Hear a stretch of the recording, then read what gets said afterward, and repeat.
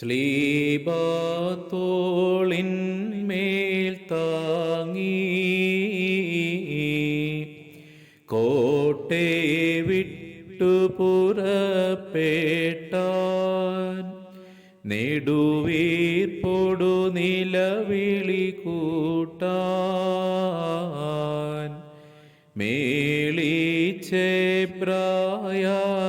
മേളിച്ചെബ്രായാങ്കനമാർ അറിയുന്നോരേ വരുമൊന്നീ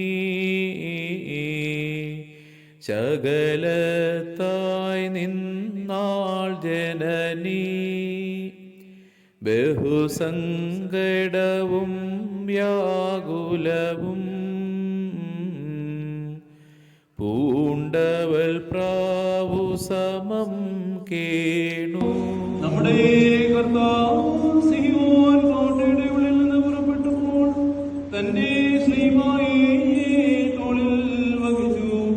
സങ്കടത്തോടെ തന്നെ കുറിച്ച് കരയുവാൻ എബ്രായ സ്ത്രീകൾ കൂട്ടമായി കൂടി.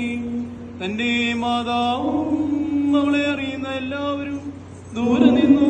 മാതാവ് വലിയ സങ്കടത്തോടും ദുഃഖത്തോടും കൂടെ, എന്റെ പുത്ര, നീ എവിടേക്ക് പോകുന്നു? എന്റെ വാത്സല്യവാനേ, നീ എവിടേക്ക് പോകുന്നു?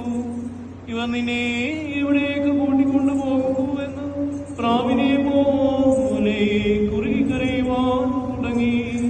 അയ്യോ, നിഷേധികളായ ജനത്തിന്റെ കയ്യിൽ നീ നിന്നെ എന്തിനെ ഏൽപ്പിച്ചു കൊടുത്തു? എന്റെ പുത്ര, എനിക്ക് കഷ്ടം. എന്റെ വാത്സല്യവാനേ, എനിക്ക് കഷ്ടം. ഇന്ന് നിനക്ക് എന്ത് സംഭവിച്ചു? ഞങ്ങൾക്ക് വേണ്ടിയുണ്ടായ നിന്റെ കഷ്ടാനുഭവം ഞങ്ങളെ പ്രതിയുള്ള നിന്റെ താഴ്മയും വാഴ്ത്തപ്പെട്ടതാകും.